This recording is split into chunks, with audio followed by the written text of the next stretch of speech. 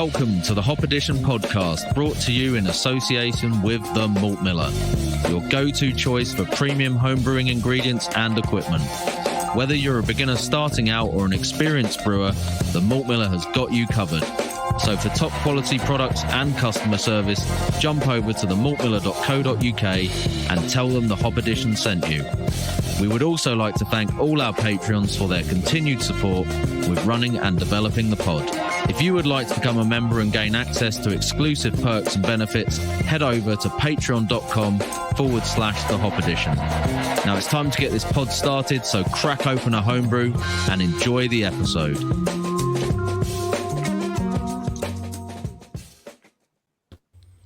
Hello everyone and welcome to episode 95 of the Hop Edition podcast. Tonight we are drinking and comparing an all Citra Pilsner that we all brewed mostly to the same recipe during our recent live brew day. So we'll talk a little bit about that more shortly.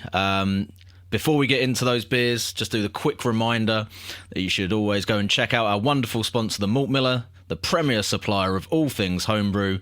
And while you're there, don't forget to check out their dedicated Hop Edition recipe section, where you can find a range of beers that have featured on the podcast during various episodes, including our own creations like this Citra Pils, and some absolute stunning recipes from our guests and other people that have joined us.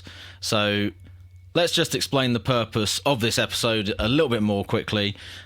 Back in April, some of you listening may actually have joined us for the live brew day we did. And the idea behind that brew day was that we'd all basically produce a beer from an identical recipe, which we could then send to each other, drink on a podcast, and compare the results for. So that's what we're doing today. We're hoping to get a little bit of insight into how not just the beers have come out, but how our own individual kind of systems and brewing processes might affect the end result. Because as a lot of you will probably know, when you do try and replicate a beer using a recipe, if it is identical, quite often you will see different results. So we're kind of expecting to see some differences between the beers, but it'll be interesting to see what those are, but also where there are similarities as well. So the beer was a simple all Citra Pilsner, as we said. We brewed it with Dingerman's Pilsner malt and WHC après ski yeast. As I said, you can actually still buy this as a kit from the Malt Miller, so depending on how positively we review these beers, you might want to go and grab that still.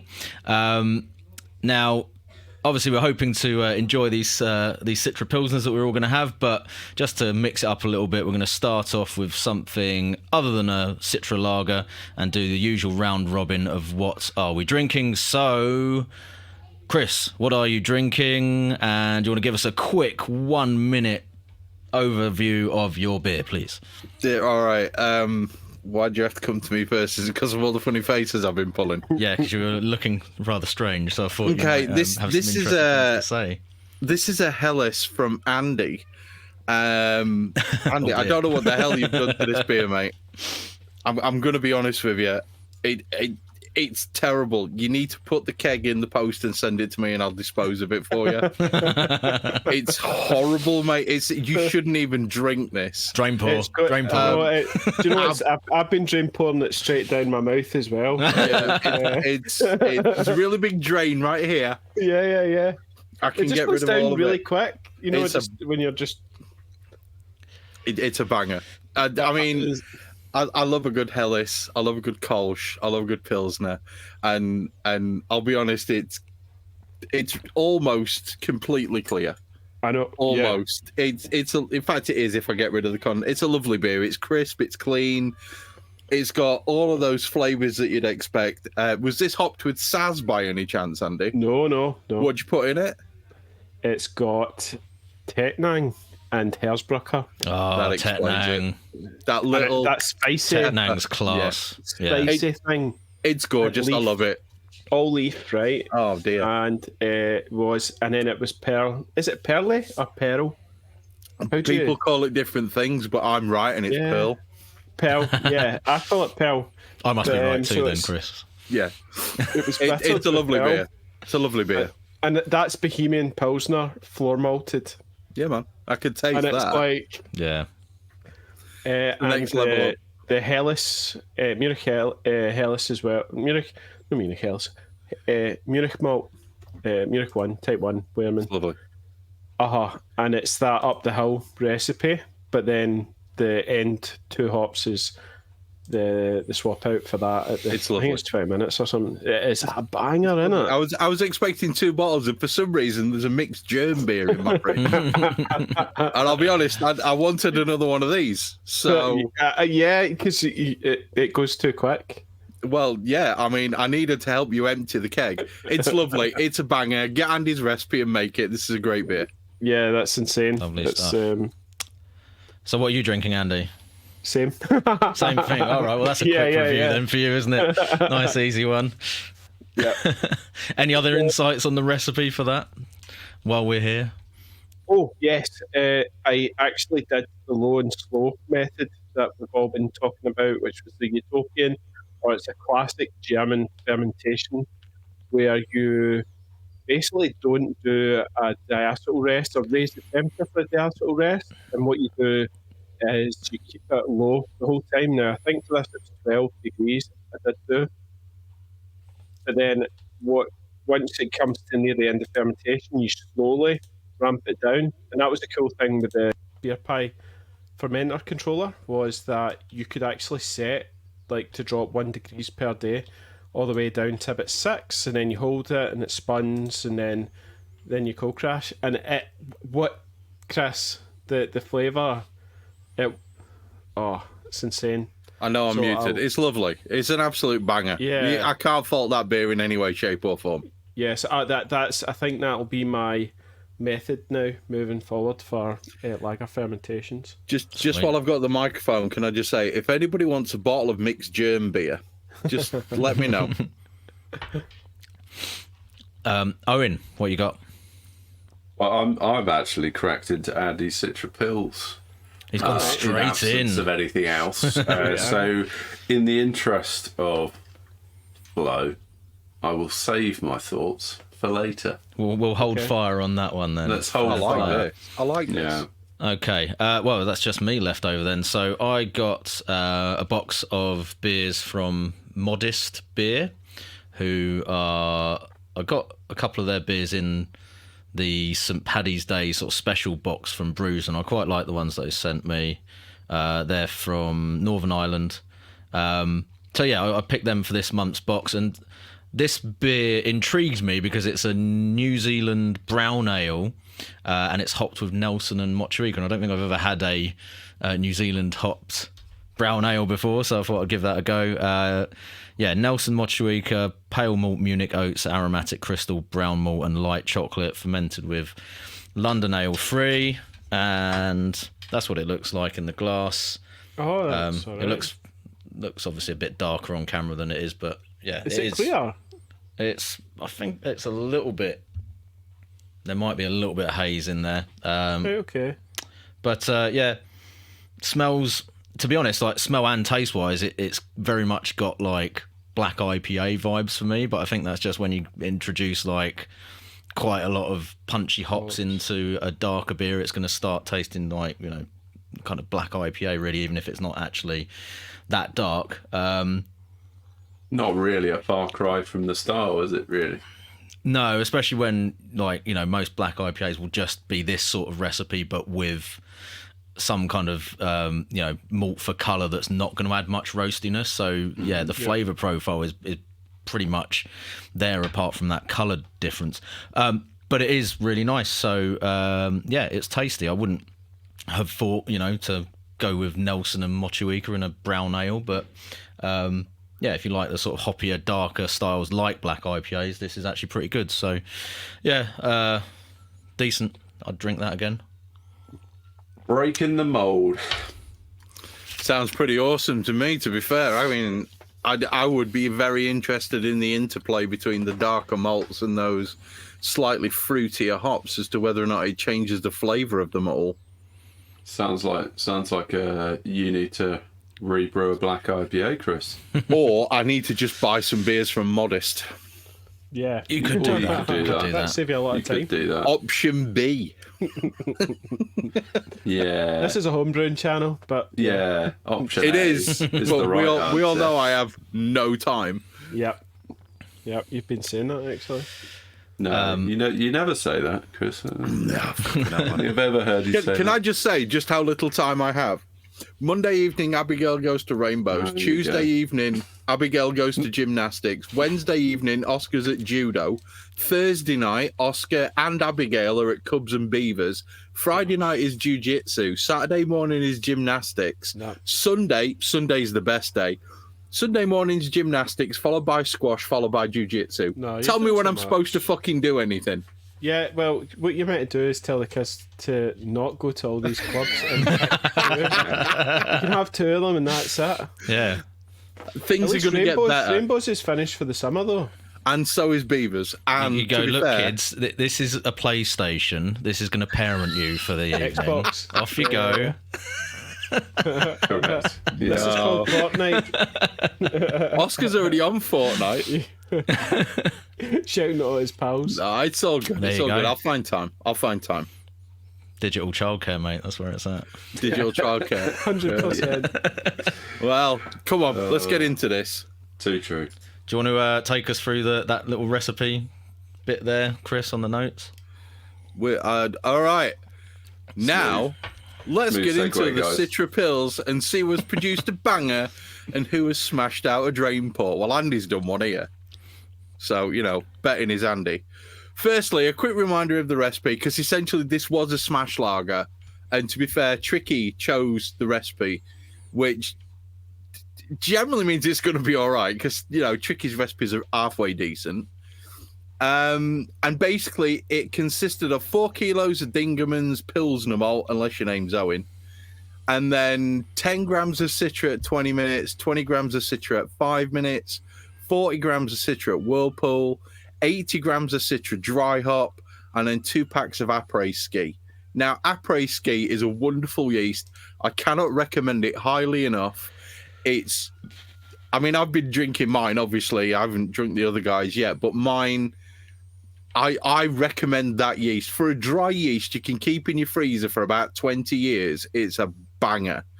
So for a 20-litre batch at a 75% brew house, that should yield roughly 4.5% with about 33 IBUs, 32 to 34, around that area. Depends on air temperature and pressure more than anything else. So let's crack some bottles.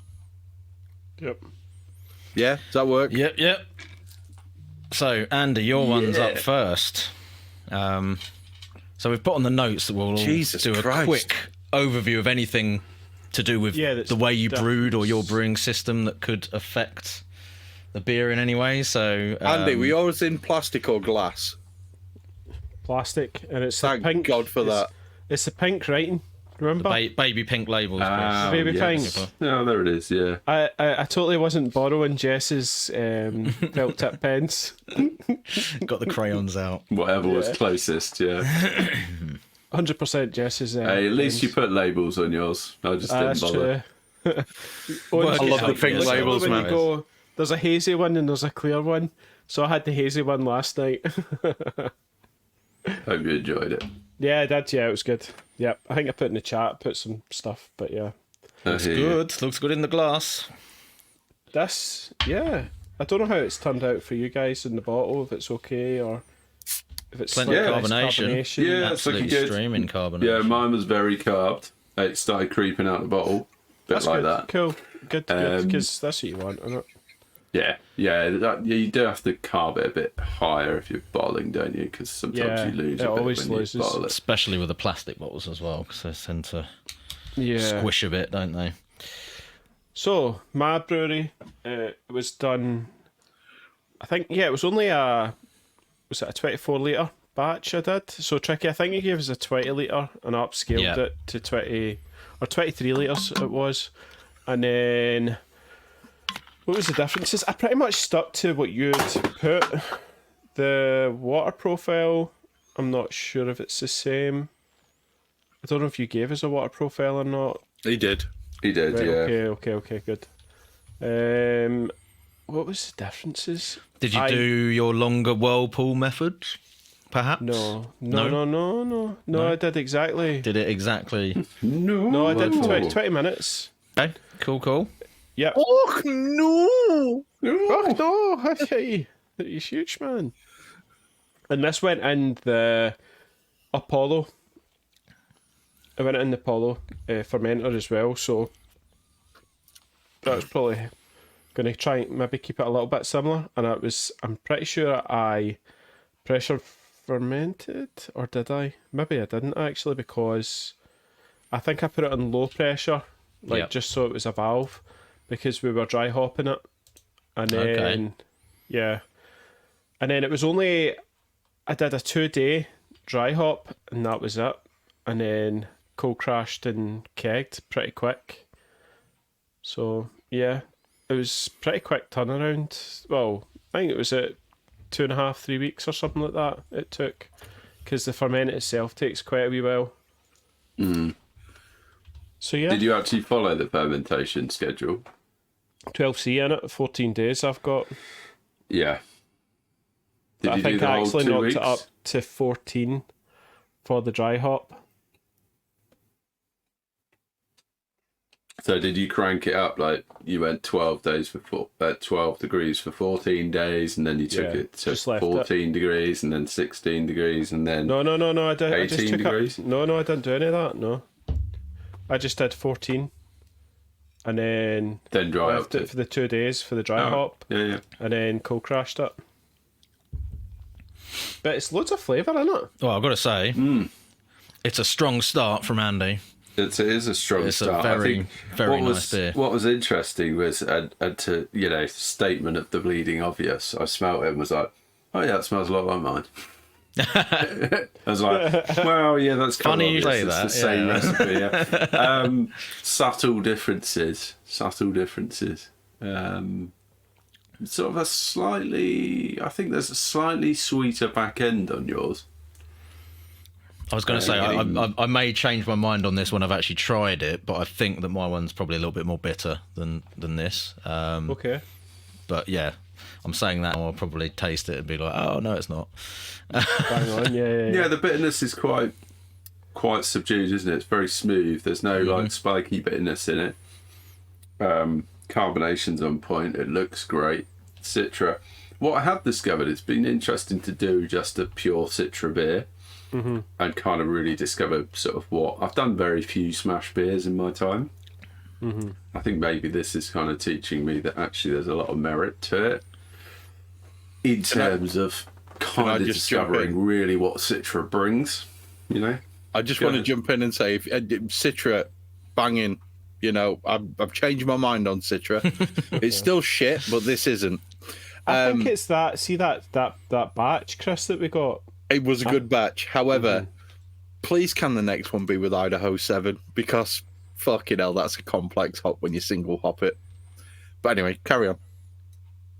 Noted. Yeah, it's a really nice beer, Andy. Very nice. Thanks, Tricky.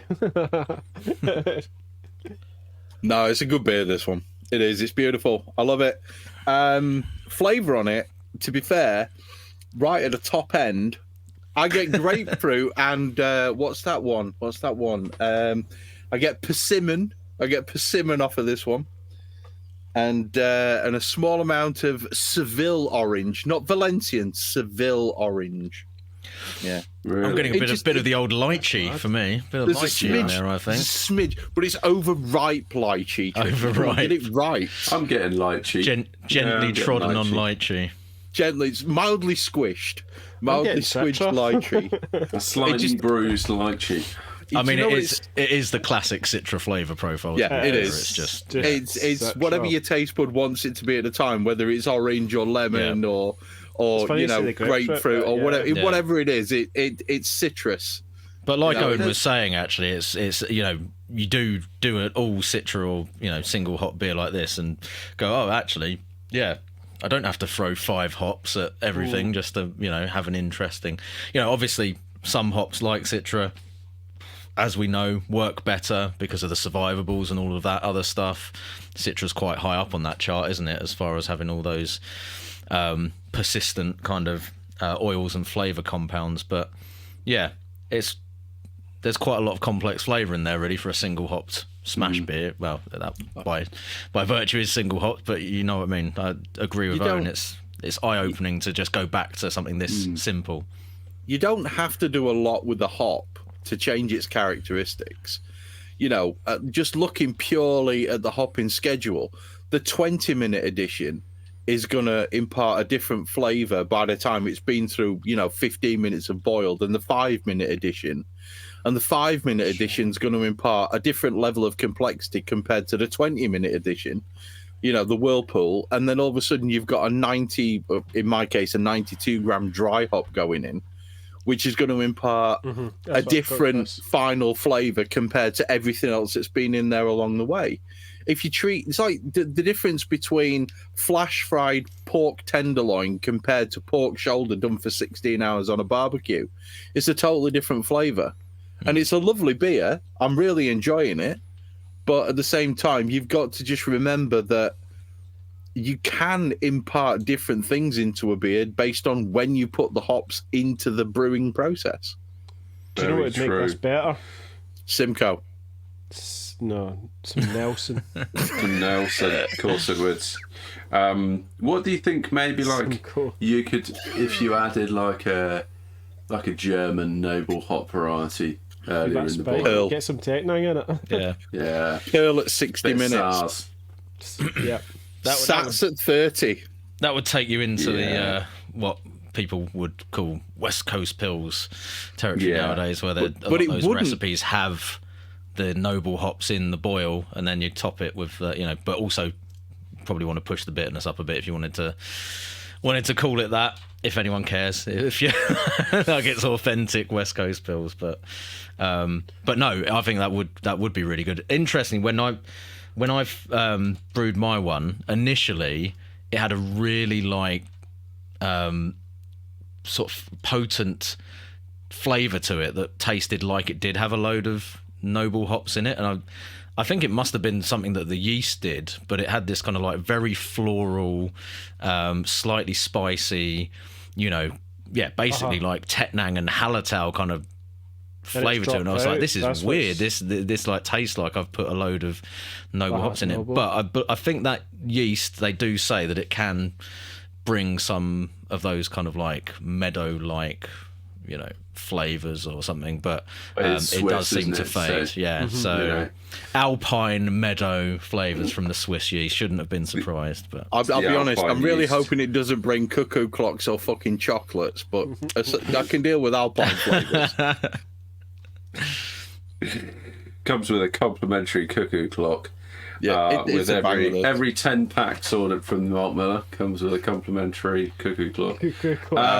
Owen's taking responsibility for that comment, not me. That was not true. I kind of noted like a bit of a dank note as well. Did anyone sort of get that? Like the citra dankness? I'm getting a really weird kind of. I don't want to say pine because it's not pine. Yeah, but I know what you mean. But it's like at one point the glass that this was poured in at some point had a beer in that was piney. It's kind of like it's like right on the back end, and it's just very very faint. You pick it up on the nose as well, don't you? Where there comment from Teddy G. Esters of Toblerone. That's what it is. Now you mention That's it. what it is. Now you mention it. Yeah. Hint of holy cheese. That's the one. No, Andy, this is an absolute banger, mate. It's a nice lovely beer. beer. I'm not surprised it's not going to last long in your keg, to be fair. It's a lovely beer. You guys are lucky you got one. I'm not sure how much is left in my keg, but I can't imagine there's a lot. It's weird. It's like we talk about all these beers and we talk about, the huge hop neepers and the real dirty, filthy stuff and all the other bits and bobs that we have. And yet we're sitting here waxing lyrical about just how bloody drinkable a beer that's got one single malt and one single hop in it. It's there really is something to be said for less is more when it comes to brewing. Yeah, definitely. know, I think it's also worth like pointing out, especially with a kind of lager-like recipe like this, 150 grams of hops is delivering quite a, decent amount of hop flavour there compared to the kind of hopping levels that you might see in a lot of other beers nowadays. Yeah, it's lovely. It's a great beer. And I think there was a quick question from Mark about whether Andy had used this. It was Yakima Cheap Citra, wasn't it, that you picked up off eBay? And then I sorted, because Tricky had already got his own one, and then I sorted out Chris and Owen. I just sent him thanks for that, mate. the rest. Was it 200 So we did all. something? That was another good thing about this. We did all we made brew sure with we used literally the the same same hops. identical hops. Which is that Citra was so oily, like It was dirty, mate. It was good was quality dirty. Citra, really good quality Citra, even Really though it good. was a few years old. Was it 2021? 2020? 21, I believe. Yeah. 21. It's clearly been frozen for the entire time. But that it was- definitely that dankness that you're getting a hint of, I think, was in there because it was real sticky, like oily. it was Citra. dirty Citra. it was the good stuff. Yeah. So anything I've made with that just so far has been amazing. Whose doorstep brewing is that? Lance. That's Lance, yeah. Yeah. Fucking what a dickhead. He should be over here. Lance, get in your car. Drive over to Wakefield. Come on, you can be live on a podcast. Get over here. Come on. We need to get Lance on. I'm just going to give a quick shout out to my boy Richard Brooks for sorting me out with a kilo of that Citra. He's a dirty man, isn't Ledge. Yeah, he's a good lad. he? He probably charged you 80 quid though, didn't he? No, it was free, completely free. Oh, in that case, I take back everything I've said about that dirty brummy Boys in cunt. Birmingham. Well, I think a he's legend. a very nice He's man. got, did he No, not he buy is. He's- 10 or 15 kilos of this stuff. He did buy a lot. Yeah, I think he did. I think he might have had 10 or 15 He did buy- kilos. he got 10. And I Definitely think got 10. actually what was interesting from chatting to him when I went down to Lewis to see Graham Hughes and Brett the Bollard.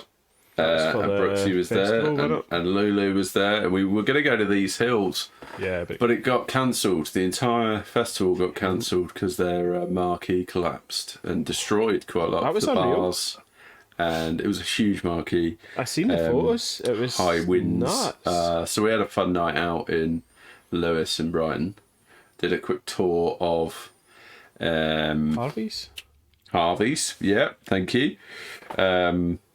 Yeah, and Brooksy sorted me out with a kilo of Citra. Oh, why not? Legend. Yeah. Anyway. I give him a massive amount of shit. Okay, I will give Brooksy some shit because number one, he deserves it, but also the man's heart is absolutely in the right place. He's a true gentleman, and to be fair, I love him to bits. And when we meet up down at LCBF, I'll make sure I give him a reach around. It's all good. He'll like that. He will. Shall we crack into Tricky's? Oh my Citra god, I've Pils? got like 8 beers on the go. Come on, and I'm 2 Jack Daniels honey into this. Well, Uh-oh. You're drinking whiskey. While I was watching the footy, yeah. Interesting.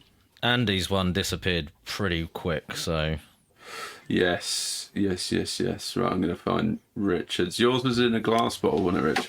It's yes. a glass bottle with a label. Yes, and it is labelled. It's this one.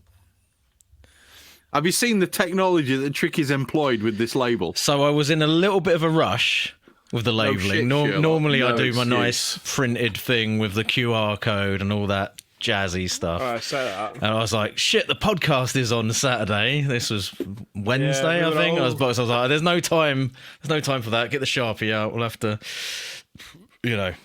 We're Anyway, just not good enough, boys. We all did it early We're this not week, good didn't enough. we? Oh, that's nice. I wish I could take some I could credit for immediately this. see a different colour in this beer. Yeah. Yeah. I think so. I think it's I'm going lighter. to top mine up, see. I could be talking shit, to be fair. I I was going to say, I think that was probably the bit that was probably pretty similar. You see, I'm being smart, and what I'm doing is I'm keeping I a little think bit of each one one. thing that was oh shit, that's something I should have done. I'm not doing Too that. late now. One thing I think is kind of mine still has a very slight haze on it. I don't know if it does with the ones you've got. It's the same. If it's chill haze, It's it the may have same dropped colour, out. isn't it? But No, there is a bit of chill haze there, isn't there? yeah.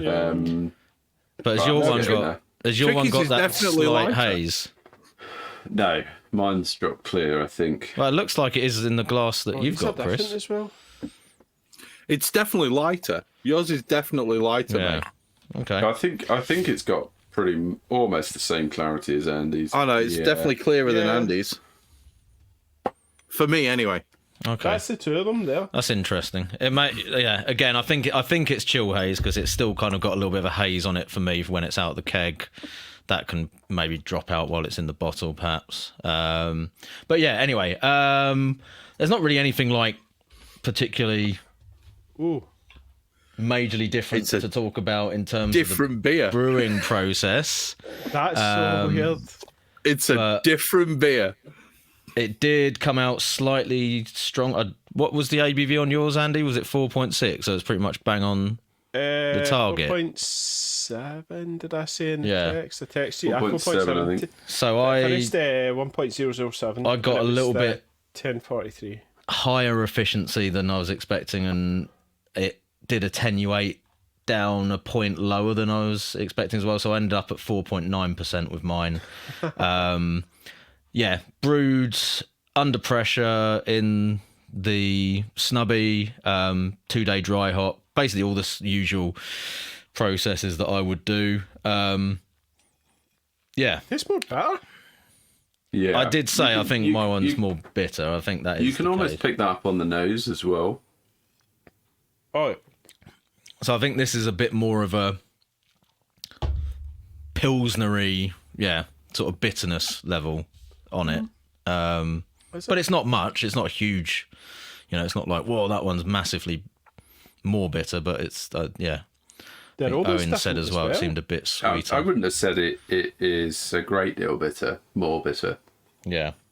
There's a little bit more bitterness that builds, rather than it's not like an upfront bitterness. It's like a buildy bitterness. Yeah, The one that Yeah. kind of coats your tongue a bit more. Yeah. It's got a slightly different aroma. Yeah. There's less of that sort of back end maltiness. There's not quite such a sweet maltiness aroma. I think if you give it a little swirl, it picks up a bit. Not quite as much hop aroma. No. It's very much lower on the hop aroma than Andy's. Definitely. It's more Pilsner-esque. If I had to describe this in terms of More America, subtle. I would put Andy somewhere around about Kentucky. Okay, he's not quite West Coast, but he's over there somewhere. Tricky is pretty much, he's Wyoming. He's kind of, he's getting over that way. He's Wyoming. He's borderline on Idaho. He's maybe gone up to Montana a little bit, but he's definitely not as far east as Andy. This is much more. Is there a West. temperature thing playing here?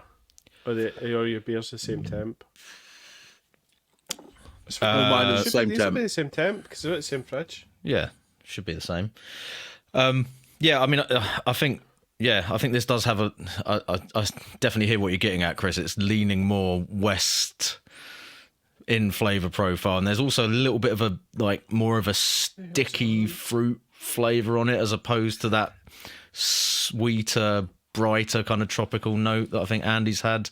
I don't so much I get more of that kind of like almost westy style kind of sticky citrus rind sort of fruit flavour on this, as opposed to the I mean, I think that there are notes of the other stuff, like the tropical flavours, but it's more not piney, but that kind of sticky sort of West Coast. I know what So- you mean. It's got a more Two West Coast hop two identical character. recipes, and they're different. So that just shows Yeah. you if a brewer gave you the recipe for some sort, award-winning beer that they make Yeah. of theirs, and they go brew that. It's not It's going to gonna be be anywhere different. close. This It'll is be quite different, yeah. commercial breweries have a big problem when they change their kits and they upsize because the beer doesn't taste the same, No, even though they've got the recipe. Exactly. Sure. You know? Yeah. If And I'm it honest is, with it's you, a thing that breweries that move up and scale up their kit and all can not be able to produce the beer as well or to the same, You can or can just see not the why. same as before. You can see why they invest a lot in QA, people managing QA. Yeah. And really it's that consistency they're looking for, right? Especially like the macro brewers, right? They spend an Definitely, enormous yeah. amount, millions of pounds on trying to make it as consistent as possible. I would say, just to take the conversation in a slightly different direction, I would say it's cleaner. yes.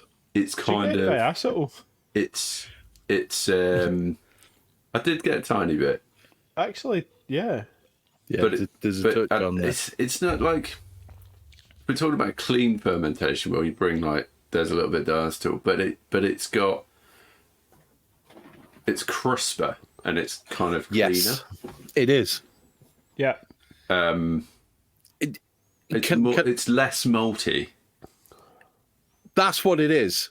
There's a lower prevalence on the palate of that malt that you get from Andy's, which is honestly this is, if you were to rank maltiness versus hoppiness on a 50-50, this one is probably 55 malt, 45 hop, which is around about where I like it. Whereas this one is about 35 malt and about 65 hop. But the Which hop one was isn't. the second one? This one's Tricky's, Tricky's, yeah. but it's not coming through with the hop in as much of an aromatic way as this one does. But it is coming through. It's just you have to drink more to be able to find it. That's not to say this is a bad beer in any way, shape, or form. This is incredibly drinkable in the same way that this was incredibly drinkable. But if I had to pick one to session on, I would probably pick Tricky's. Yeah. Because it pulls you in for more drinks and more drinks and more drinks. It feels a little bit drier. Yes.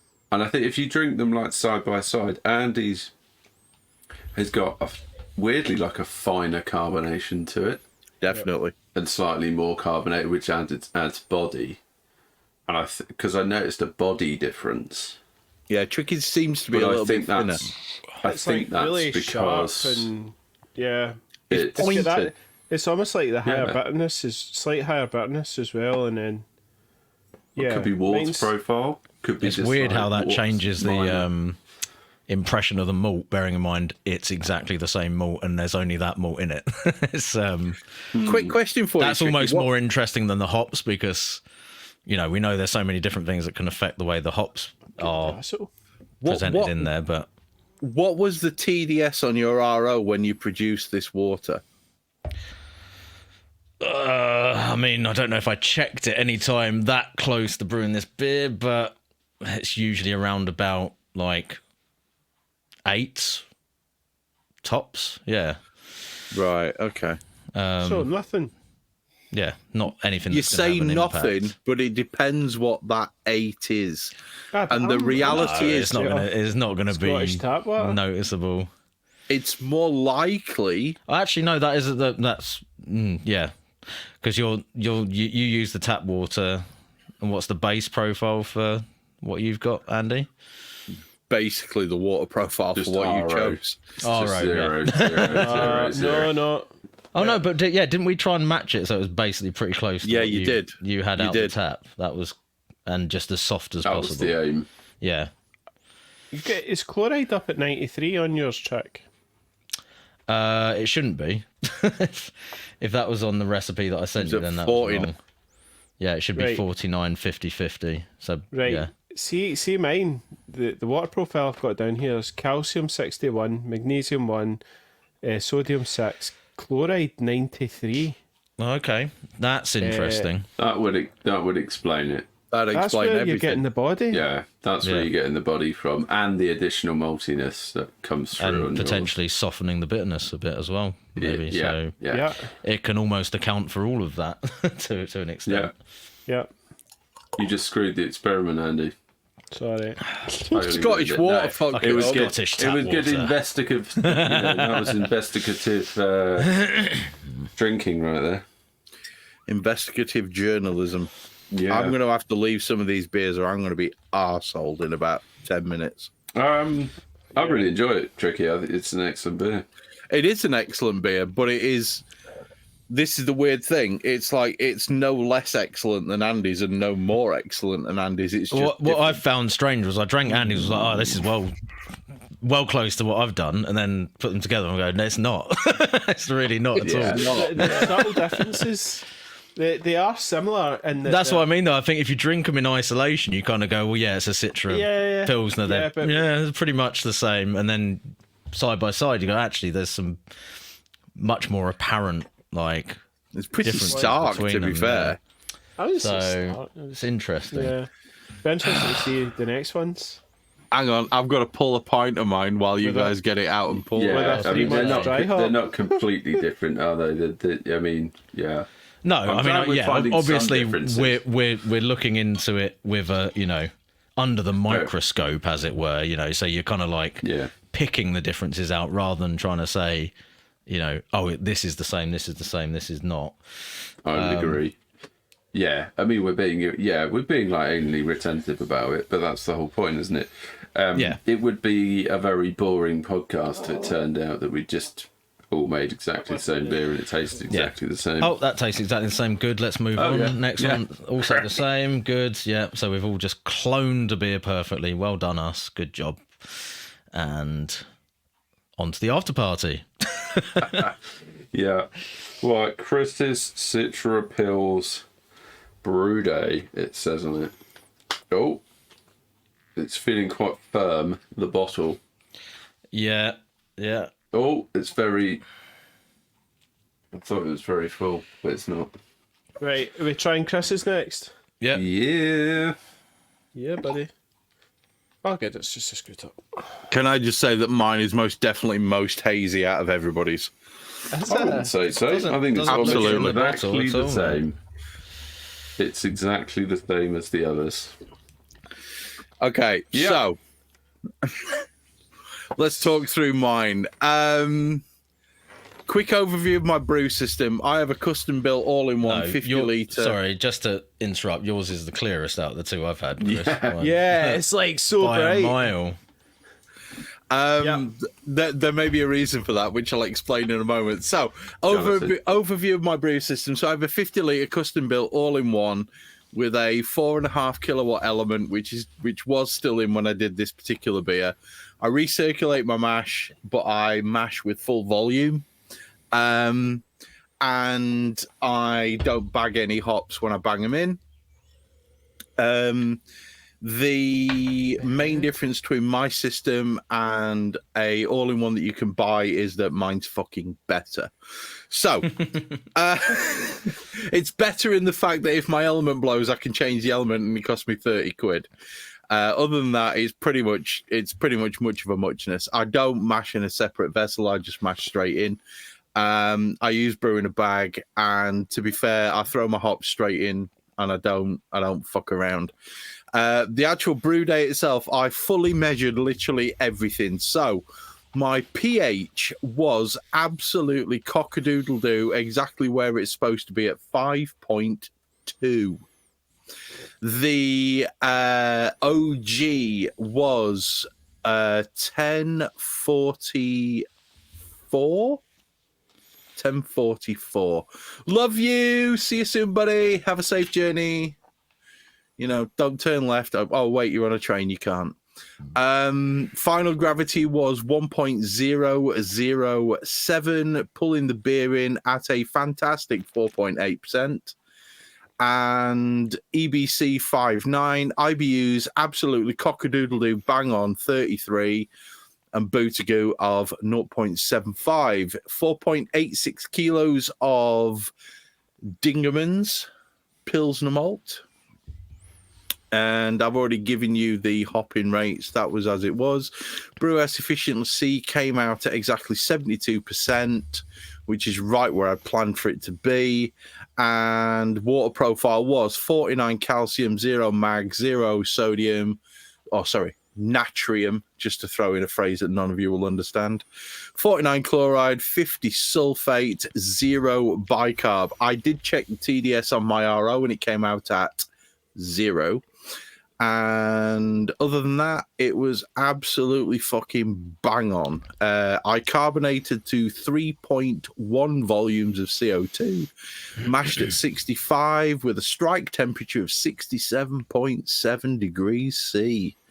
It was fermented at 12 degrees for 14 days. It was then dropped to...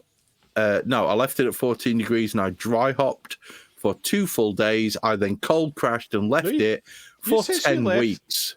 Yeah. I left it for 10 weeks at 1 degree. Hops. Yeah. And I pulled it out and away we went because I didn't have any fucking time to be able to transfer it. So aside from that, absolutely bang on, exactly where we're supposed to be. And yeah, it turned out really nice. Pre-boil gravity, the pre-boil was 1036. And yeah, it turned out as a really very drinkable, smashable beer. What I've noticed in yours, Chris, is the head retention disappears pretty quick. Yeah, it does. What have you put in it? Nothing. I thought you were saying you find it with something or put Didn't find it with fuck all, mate. That was me throwing mud. If it was, right. I thought we were saying you'd use. if it was left in the fermenter at like 0 degrees for a bit longer, though, that might well account. This is the thing. It was actually sat. I've gone back over the graph from my wrap temperature controller. I mean, and it sat at 0.2 degrees for 10 weeks or 6 weeks or whatever it was. It sat at 0.2 degrees. You lagged it in the fermenter. That's what I did, yeah. With the hops, yeah. Yeah. Wow. I mean, again, it's I wonder, different beer, like, isn't it? You know how, like, Big you time. say the yeast exploits the lipids or something when it starts to go? No, I mean, I do not seem to be able to get a beer, no matter how quickly I transfer it or how quickly I don't, that has any kind of head retention, because my crash process during the brew day is, honestly, the work that I transfer into the fermenter is very, very clear. So I don't really transfer much in the way of protein or anything like that at all.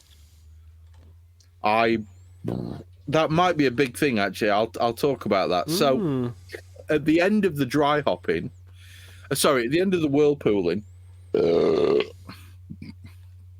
wonders of having a beer direct off the keg, it's very carbonated.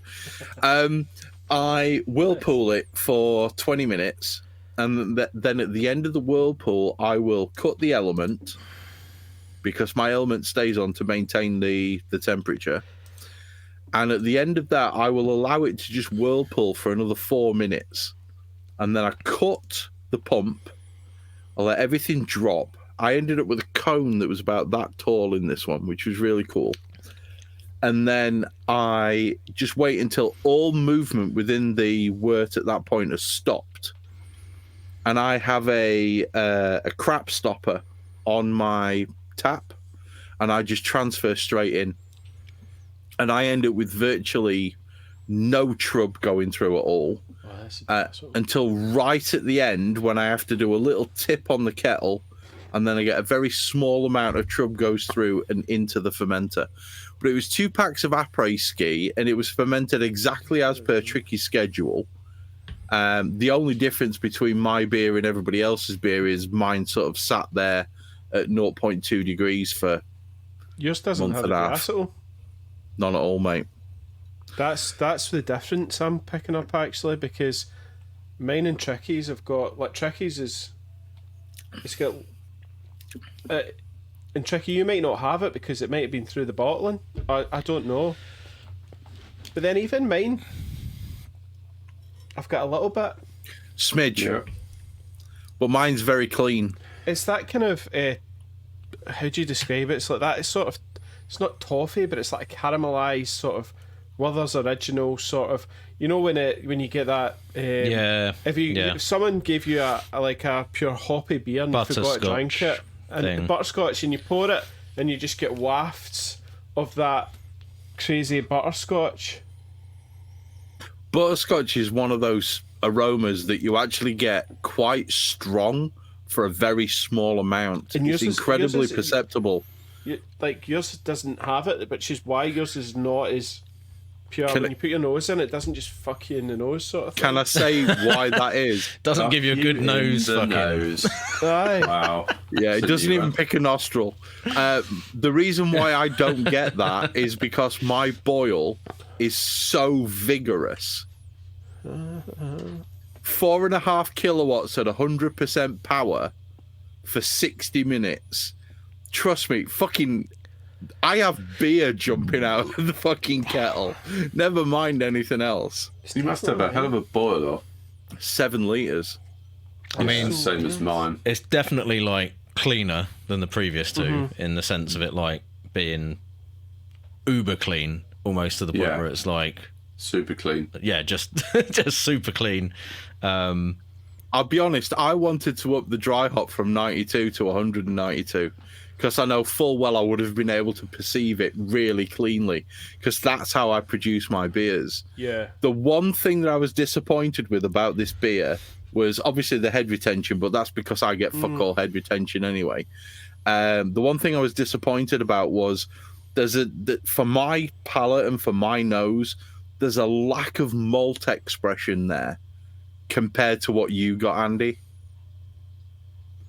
And that's the real thing. I'm sitting here right now and I'm pissed off about this. What, the malt? There's a lack of malt compared to yours. It's about 20-25% less than what I get from your beer. But I don't know if that malt impression is that butterscotch thing. Yeah. You know what I mean? Mm-hmm. Mine's a real lawnmower and gardening beer, though. Like a pilsner is generally not going to be particularly or strongly malt forward, is it? Not on a kind of necessarily sweet malt scent. I get more of that sweet malt from Andy's than I do from mine, which is a thing that's annoying me more than anything else. So, if you had your time again, would you just sort of chuck in some Munich? Or something just to kind of add a bit more. I mean, I guess how I would describe it is like this is like a Citra light lager almost rather than a Citra Pilsner. Do you know what I mean? Like it's not. Yeah. I think what you're getting is, Chris, it doesn't have that like. Yeah, it doesn't have what I want. Depth of flavour in there for the. Which is why, and weirdly enough, this is why, you know, the nipple recipes that I make or the lager recipes that I make. That's why there's always a kilo of Vienna and some Citra Pils in there. Yeah. And that's why I put them in to give that flavour. Whereas this is very... Ooh. Honestly, it's quite bland. Aroma, it's beautiful, but flavour-wise, there's not that kick of Citra that I want. You don't... you're full volume mashing. Yeah. Right? So... that could be at play. Yeah. I'm kind of interested in what the effect of that extended hop contact time has, even though it's at lower temperature. Cause fuck all in the way of vegetal, because there's none there that I can take. No, No, it's not vegetal. It's maybe just like tilted it a little bit from fruity to a little bit more like grassy, perhaps, but not a smidge grassy. But I appreciate that. Not in the like, oh, that tastes like chewing on lawn clippings kind of grassy way, but that's probably just an undertone. The malt. That's what's hiding the malt. It might well be, yeah. I think it's interesting because Andy's has gone quite malty, and then Tricky's went more towards that light lager thing, and then Chris, you really nailed that light lager thing. And it's kind of, they've got kind of crispier. Yeah, this is the most lagery of the lagers so far. Yes, well done. The weird thing is, right? You tick the lager box. You can't see it on the screen, but mine is even lighter than Tricky's. No, it is, yeah. Yeah. Yeah, definite. We haven't really talked much about the hop aroma, I mean, you can see it. Look, which is different. it's definitely lighter. There's more gooseberry coming off of mine than there is that tropical thing. Oh, like yeah. hot water. I feel Mine's like yours is leaning- more almost grapey, slightly Nelson-like. It's moving definitely more towards the acerbic kind of things. Not acerbic, that's the wrong word. It's moving more towards the sort of top end, the more acidic notes than it is anything else compared to yours. That might be a function of the increased contact time. Yeah. Excuse me. Should we do the? Everybody's just going to be burping like fuck. Uh-huh. Can we do a commercial? Because I'll be beers. honest, I'm getting pissed off with Citra beers. Well, should we Battle do your way ones? through. I feel like we ought to round it off with the fourth and then maybe finish out with the commercials. Please let me have a commercial at the end of this. You know. Let's do one so that we're still in the same. Well, palette. I Yeah, just I wanted to- don't want to like completely write off the palette and do Yeah. something I'm going to be fucking- absolutely arsehole at the end of this. Yeah. Yeah, let's do Nice. All right. I'm running out of fucking glasses to use, though. That is the problem. Well, Amateur. I poured mine an hour or more ago, so I might need to go and get another one. But I've got to work out which one's Owen's. Nope, that looks a bit hazy.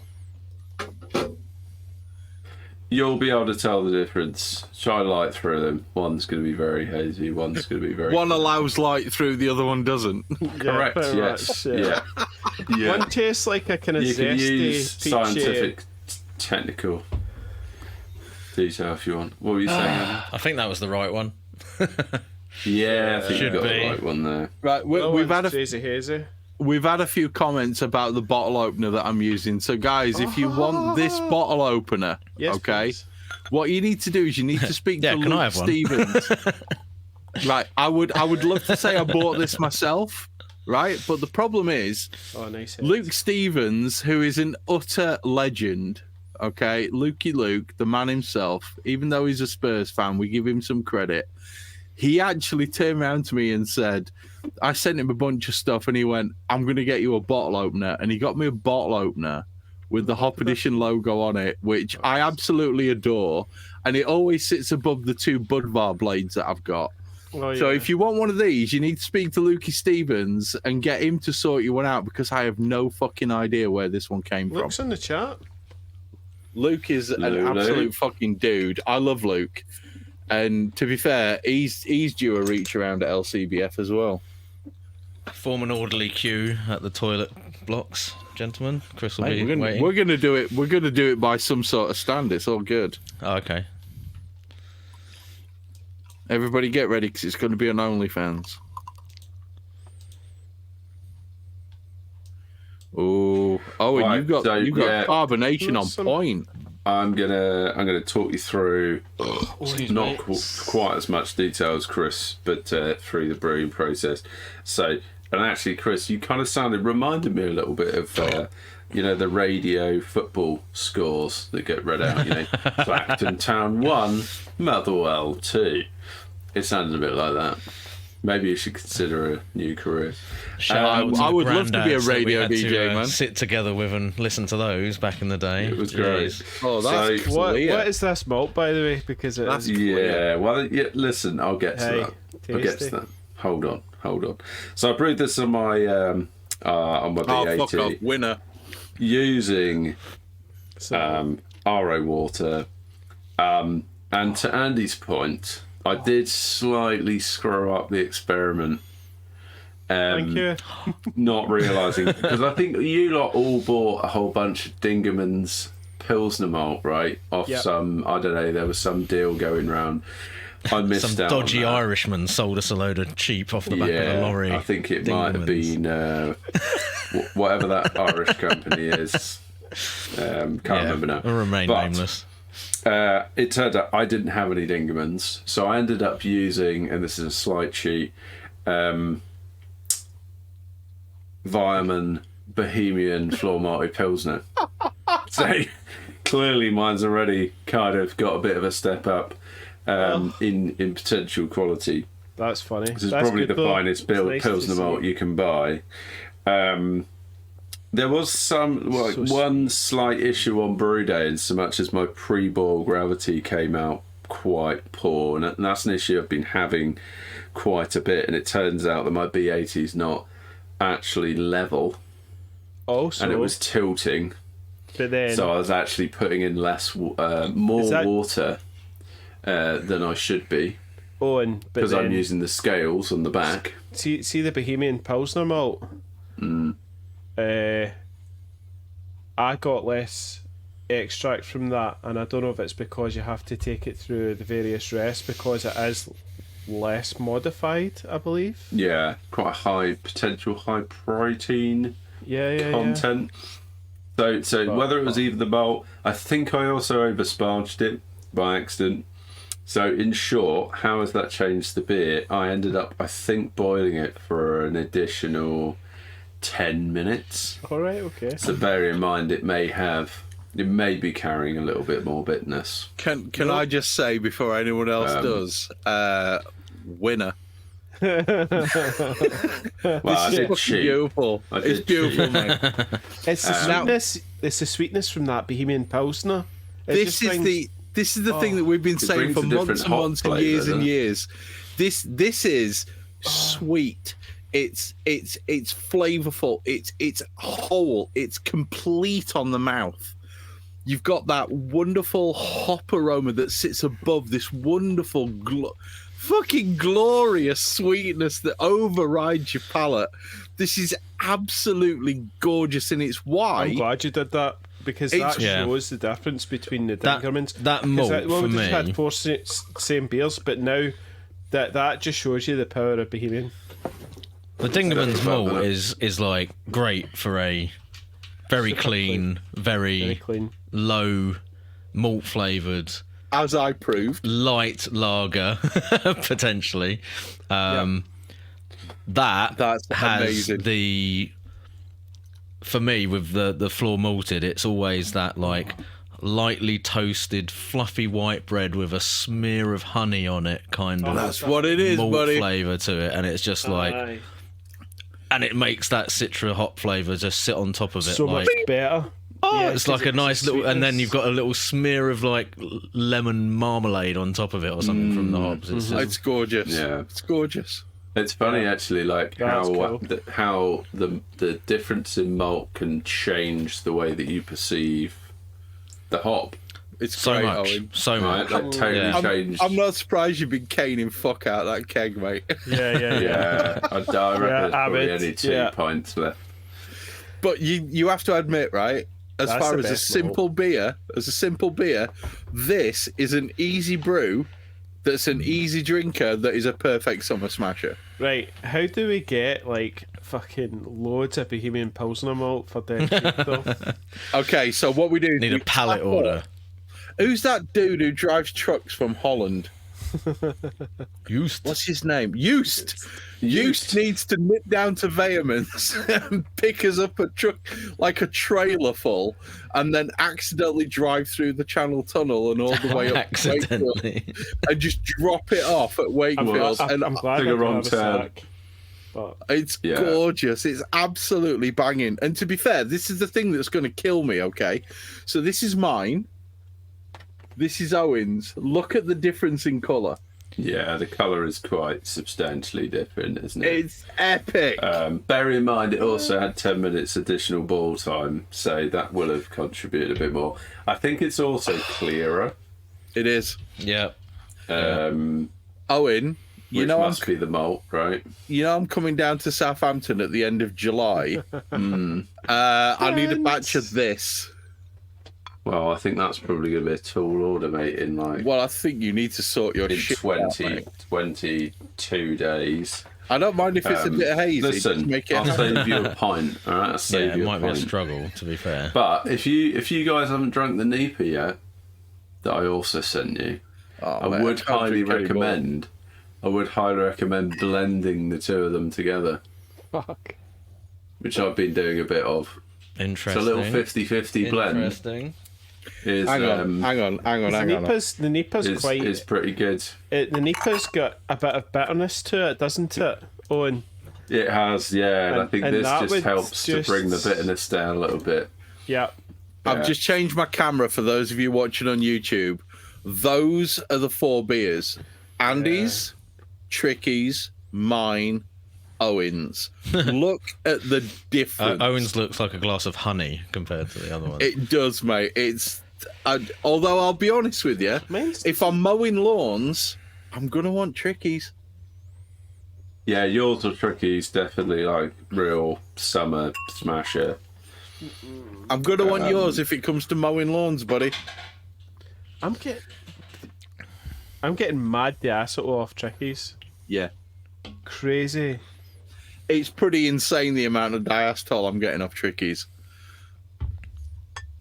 It's not Interesting huge, that but compared to the 3...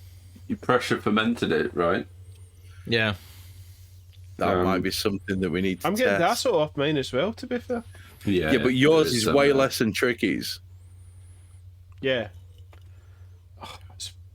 Why am I? I think I pretty much stuck to my fermentation was a bit longer as well.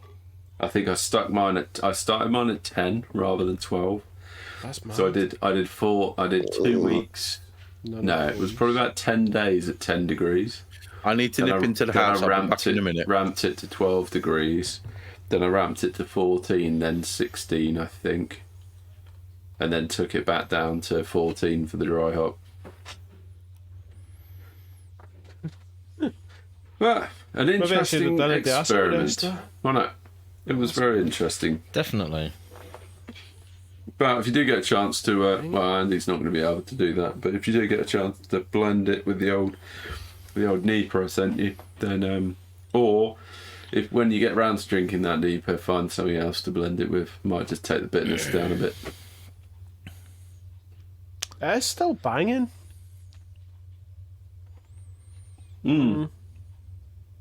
Yeah, it was good. I think treat it more like an original Nipa. I suppose it's. Yeah, it wasn't like I ended up texting Tricky when I was making it, and I was like, because I knew Tricky had put maltodextrin in his, and I was like, do I put some maltodextrin in it to add all that body? And I even texted Rich and was like, how much did you put in? Because it's been a long time since I put maltodextrin in a bit. And in the end, I didn't put any in. So it's a Nipa, but it's still very drinkable. Yeah. And I used a lot of incognito. In fact, I used 2 packs, which was pretty full on. I think that was kind of almost getting it to the upper end of what they recommend using. But I used the Mango Madness yeast, fermented it at 30 something degrees, 34 degrees or something. But I knew that you had to add Spectrum, because I use Spectrum as well. I knew you had to add Spectrum during active fermentation. I think you need to be careful. But I added it at 34 degrees. And I added the T90 pellets at 34 degrees. So it's either that, or is that the I also used some Pearl. I think I used Pearl for bittering. Oh. Lord knows why. It was a bit of a brewday decision. Like using some random Pearl you wanted to use up. Yeah, just lobbing some Pearl. Thought it might be fun. That sounds like... or it might be the Mango Madness is Ebergarden. Yeah. And Ebergarden is known to accentuate bitterness. But because I added that Pearl 60-minute edition, has that just kind of really accentuated it. So the Ebergarden thing is quite well documented, I think, that it will... Oh, I've done it before. And it's... that particular version of it is their isolate of one of the strains that comes out of the original Ebergarden. So, I think with all of the Quake strains that are being isolated, you're not necessarily going to get the same characteristic. all the characteristics, or every characteristic which is listed for like the parent strain, because those original quake cultures are essentially a blend of various different strains of yeast, and even in some cases bacteria as well. But I didn't experience that with my beers, but like you said, they had, or sorry, I'll start again. The one beer I made with it had a fairly substantial amount of maltodextrin in it, and it didn't attenuate anywhere near as much as I expected. So I actually ended up with a really high final gravity compared to what I was expecting. It was like, I can't remember exactly what it was, but it was above 1020, and it was only for like a 5.6% beer. So it was hefty, pretty chewy, kind of. There was a lot of body there to potentially hide some of that bitterness if there was any. And the beer that we rebrewed at Brewpoint basically did exactly the same thing and came out with a really high final gravity. In fact, even a little bit more so than expected, because the numbers didn't quite match up to where we were expecting. So it's like, that didn't really prove to me that it wasn't accentuating the bitterness. It might just be that it balanced out nicely because it had such a high final gravity, and maybe that actually saved that beer from being overly sweet, going too far the other way. So could be that still, even though that wasn't the experience I had, I guess. Yeah, I mean, I'll tell you a different kind of anecdote, which was my house pale ale I made not too long ago. I made with Evergarden.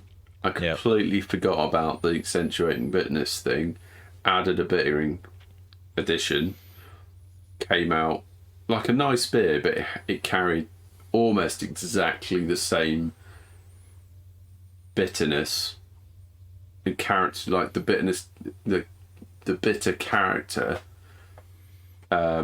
in the NEPA that I sent you, and you're going to drink at some point. Okay, that's interesting. So that's the bit that was kind of making me think. It's kind of got that kind. If you were to use like Citra at 60 minutes, or like something with a lot of alpha acid, it's got that kind of bitterness to it. It's kind of like almost like a Cahumalone, like not always Chinook particularly style pleasant. Aggy bitterness, Yeah, slightly spiky, not always like super nice. So that's a quick heads up on that beer. But I'm really pleased with the aroma. Pretty pleased with the flavour. It's just the bitterness that lets it down a little bit. But pretty drinkable. I don't know what the ABV came in at for the NEPA. So what was the batch size you did for that, Owen? Because you said you put 2 packs of Incognito in it. It was a normal batch size. Okay. Like 23 so yeah, litres. That was pretty full on with the Incognito then. So equivalent to like a 200 gram Whirlpool. Oh, I threw a lot of hops at it. Yeah, for sure. It came in at 6.2%. And I'll tell you what the recipe is. And it'll give you an idea of just how bonkers it is. So put 8 grams of pearl at first wort.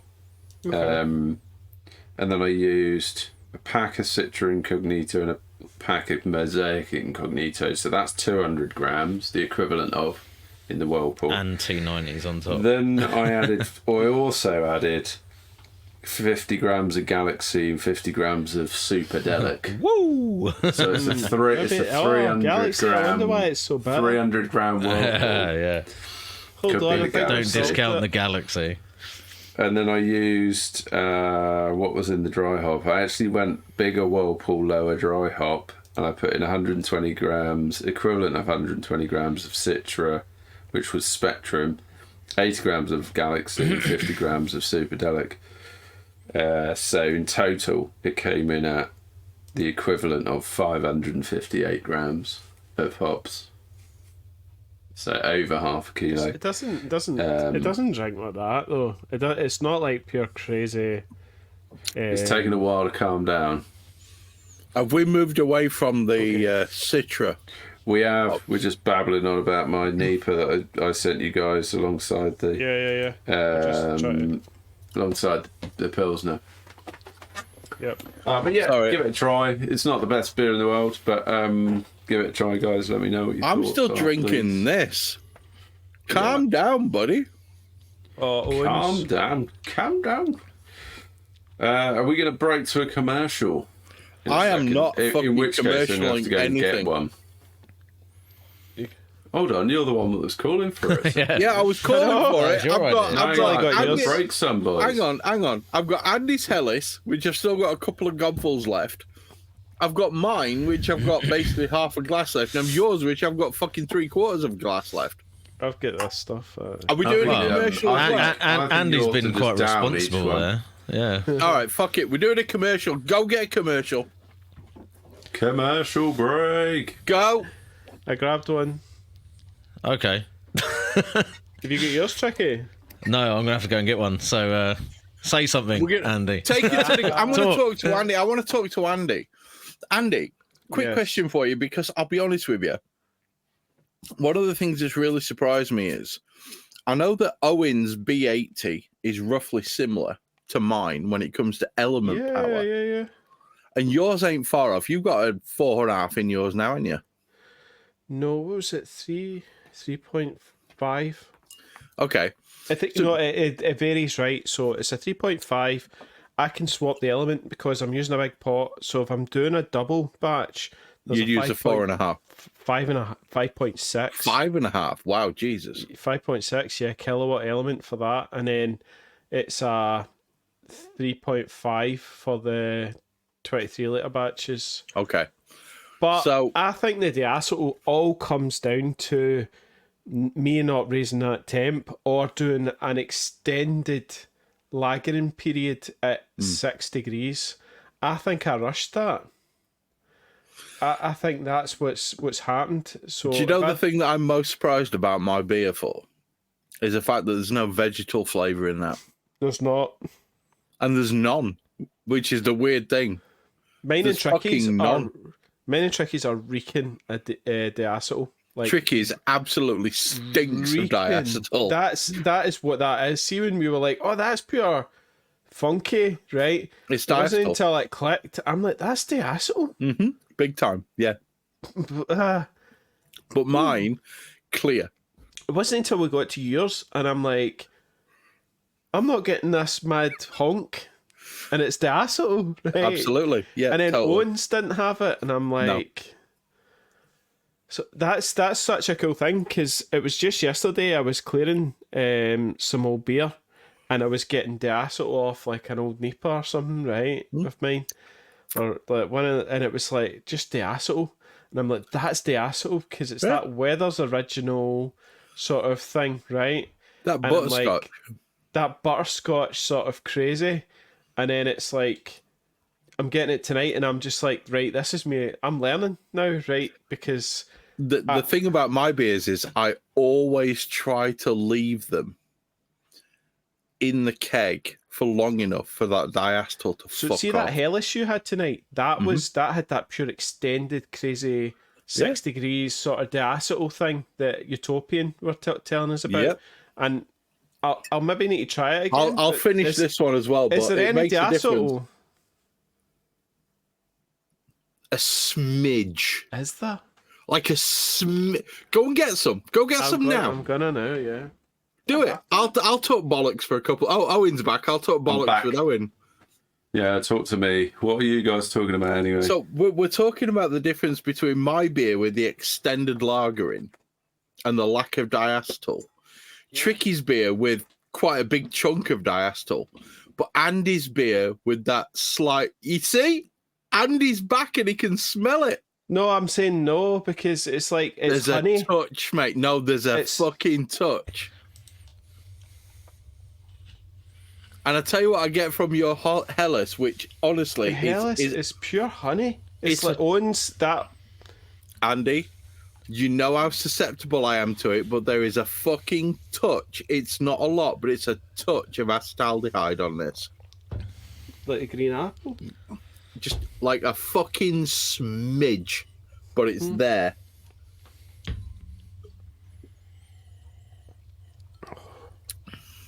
Oh, but it's fucking amazing. Like, oh my god. It doesn't affect the beer in any way, but it adds to that kind of fruity character that you've got from the Pearl. Sorry, not from the Pearl, from the Tettnang. Tettnang and Hersbrucker. Oh my god. Yeah. I From mean, that Tettnang. Talking of touch, we've not mentioned England's mighty win against Switzerland. No, we're not going to mention that because people might still be waiting to watch the game. Owen, sorry. dude! Totally ruined it. I have to say, the fucking penos were amazing. Oscar went mental when Pickford saved that one. Oh, it's great, wasn't it? It was awesome. Saka's goal was good as well. I'm sitting here and I've got my beer and Owen's beer, and all I want is more of Owen's beer. That is the correct answer. Right, I've had to go and get a bottle opener for my commercial beer. Holy shit! Yeah, I don't have a great deal of commercial beer at the moment. I've made a commitment to myself to stop buying commercial beer Okay. and just I'm a home brewer, make my beer, drink my beer, Homebrew your stop shit, spending bro. loads of money on commercial beer. And in the back of the fridge. Is that Burning Sky? That's a Burning Sky. Now, this is the so- extra stock ale from 2022, which I have been told is not very nice by a number of people that bought it. So this is 3 oak vat, held the base beer for over 4 years, where it developed a gentle Brettanomyces and succulent marmalade character.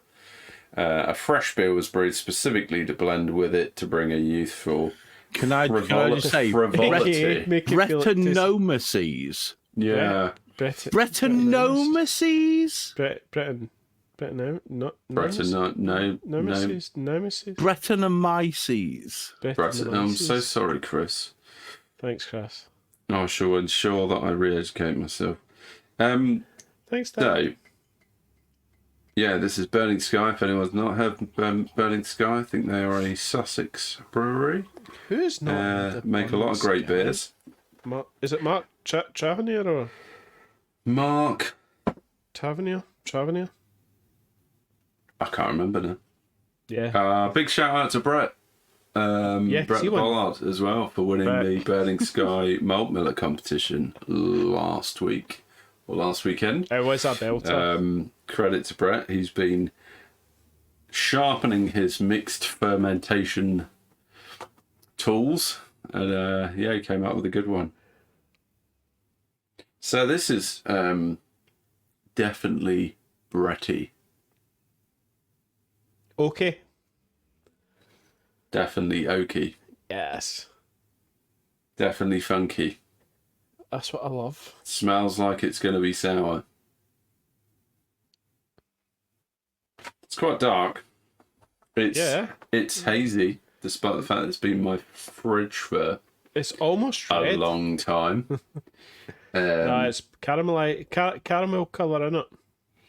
Yeah, I think it's picked up a lot of that colour, no doubt, from the oak vats that's been sat in. Right. So I'm getting like a sort of burnt peach, like a real caramelized burnt peach. No, that's just the flavour, the aroma I'm getting. Goat piss and still hay. I'm getting apricots.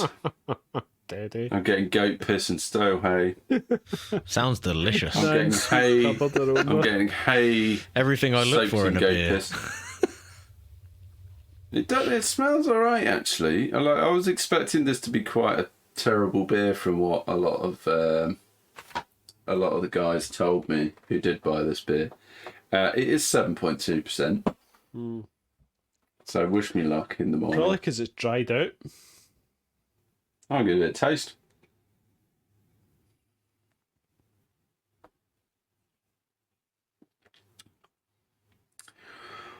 Okay. Yeah. Interesting. Is there a lot going on there, Owen? Yeah, there is a lot going on there. Okay. You can see why they blended it with a younger version. Yeah. Not that sour. Very funky. A weird, complex bitterness to it. Kind of weirdly creamy. Bit odd. Not really getting loads of marmalade. Getting quite a lot of oak. Yeah. It I think the aroma was better than the flavour. But I don't think it's awful. Like, it's drinkable. It is drinkable. I'm not sure I'm going to want to drink that whole 750ml bottle, though. You never know. I'll put the cork back in. Might taste better tomorrow. You can but hope, I suppose. So, Andy, have you got a... Yeah. Andy's had this. I have had that. That is a good beer. Spoiler alert. I'm jealous. I really want to be drinking that right now. So it's a black... It says it's a black IPA, but I would say it's more of a brown ale. Would you think, Tricky? It's definitely get more brown. Oh, I mean... black IPAs quite often aren't that dark. Do you mean just by the colour or like the flavour of it, or the flavour? Yeah. And I think it was a while ago that I had that beer, but I think I do remember at the time thinking it was almost more like a hoppy stout, as opposed to a black IPA. In terms of it being more malt character to it than what you would normally have. It's like to me, it's more like a Scottish heavy. Okay. Right. It's got like crystal sweetness. Getting lots of sweet maltiness in there then. Sweet maltiness, yeah. Which it's almost like a Scottish heavy in a sense, where you get that sort of fruitiness and stuff like that with the darker malts and the caramelised sort of thing going on, and normally it's the yeast. And the yeast and the sugars that bring that sort of fruitiness. But this is obviously, it says it's hopped with like HB 586, Idaho 7 and Mosaic. But the grains are extra pale, Vienna Red X, dark Munich, Crystal 100 and 400 and chocolate malt and Carafa 3. But it actually isn't that dark in this glass anyway. It's kind of more of a slightly browny red. Interesting beer. He says it's his first attempt at a black IPA. Really? I would say this needs some refinement. It needs darker. It needs to go darker, sort of thing.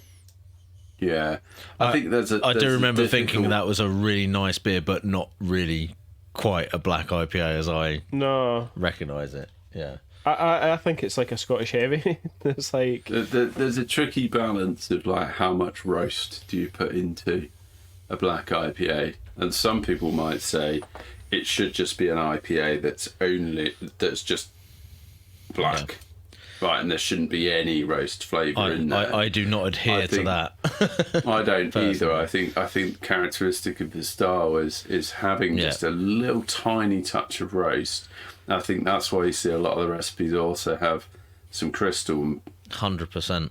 Crystal in there. It's more like an American red ale sort of thing. But for me, it's like if you go like, it should just be dark in colour and not have any roast flavour at all, then you might as well just add caramel colouring to it that has no flavour, and then it's like, well, what's the point? It's just purely just aesthetic. Put a lump of charcoal in the bottom of your IPA keg. So for me, it's like that's really doesn't make any sense. And I think that the thing that makes black IPAs interesting is when you have that nice balance of there's just that hint of dark malt or roasty flavour that plays off of the hops and actually just makes it like, oh, okay, it still tastes like a really, hoppy or fruity IPA, but there's this extra thing in there that is making it taste different. So This is like caramelly,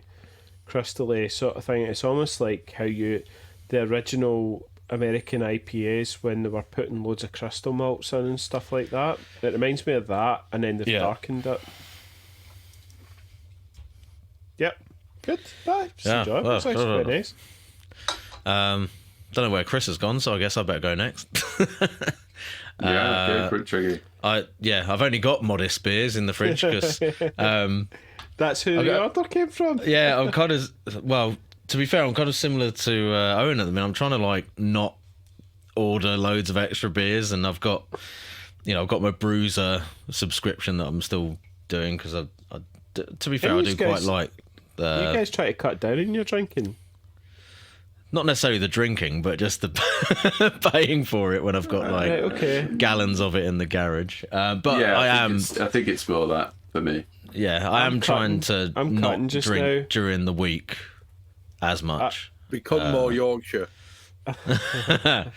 Yeah, learning from the best.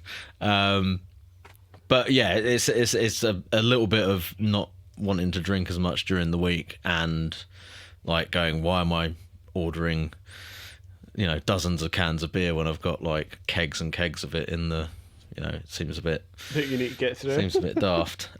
Also, like we have the home brew club at the local bottle shop, and I always come back with some cans from there, and so it's like I don't need to be ordering stuff constantly. Anyway, so that was the only brew that I had in the fridge to select from. This is their, what's it called? 2 Thumbs Up Juicy Pale Ale, 4.4%. It's Columbus Cascade Cryo Pop, which is Yakima Chief's like blend of the Uber Survivables, I think, in pellet form, and Motueka, and it's Pilsner wheat and oats, London ale free. So you're pretty standard kind of approach to doing a hazy pale ale, I think. In the glass, it looks as you'd expect. Very pale, very hazy. The aroma on this is like mega sweet fruit, dank. The Columbus has got that, like, anything that's got a decent amount of Columbus in it is just like weed. There's that weedy aroma to it for me. I don't know whether they may have used it mainly for bittering, I don't know, but yeah, you've got a couple of the sort of old school C hops in there with the Columbus and the Cascade, and I think it gives you that piney, resinous, slightly dank aroma. And the flavour's really good too. It's actually quite not as bitter as I thought it might be when I had a sniff of it, but yeah, nice, sweet, citrusy. Definitely got that grapefruit thing from the Cascade and the Columbus, but then there's lots of like tropical, bit of pineapple, melon, a few other obscure fruits that I can't think of the names of. It's really good. Yeah, just really soft, fairly sweet, easy drinking, nice hazy pale ale. It's decent, so yeah, worth a go if you see it. Where's that place from? Northern Ireland, isn't it? Is it Belfast? No, yeah, Belfast. Because what was the other one? Was it Bulldog or something, or Bill something? Bull House. Bull House, yeah. No, there's some good breweries, Northern Ireland at the minute. Northern. Antrim, they're from. Yeah, so Chris, you got something to beer? I mean, yeah, I've got a beer. So Lost Cause Brew Co. Andy put me onto these boys. Hey. They're in Normanton, which is just around the corner from me. I started talking about Wakefield in the podcast, and I was like, "Whoa, we need to get Chris onto this guy. See if we can get him on the pod." He's a really cool dude. He's from Ireland. He's been everywhere in the brewing scene. Literally, yeah. Buxton. He's done Salt, and he's coming on the podcast in about 4 weeks. Yeah. Really nice bloke. Spoke to him. So this is a Citra Pale Ale.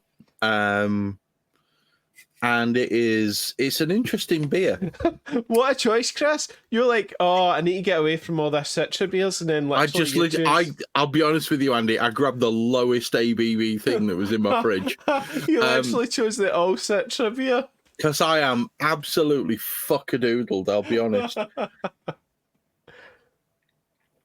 So this beer is it's a Citra beer. I mean, what do you want me to say? See all that other stuff we talked about today? Yeah, I should have gone for something different. I should have gone for the fucking 10% Duval. Yeah. It's a nice beer. It's lemon, it's lime, it's thick, it's juicy, it's dank as fuck. There's a lot of Citra in this. There's a lot of Citra in this. Slightly more than what we put in. A lot more than what we put in. And to be fair, the can art sold me.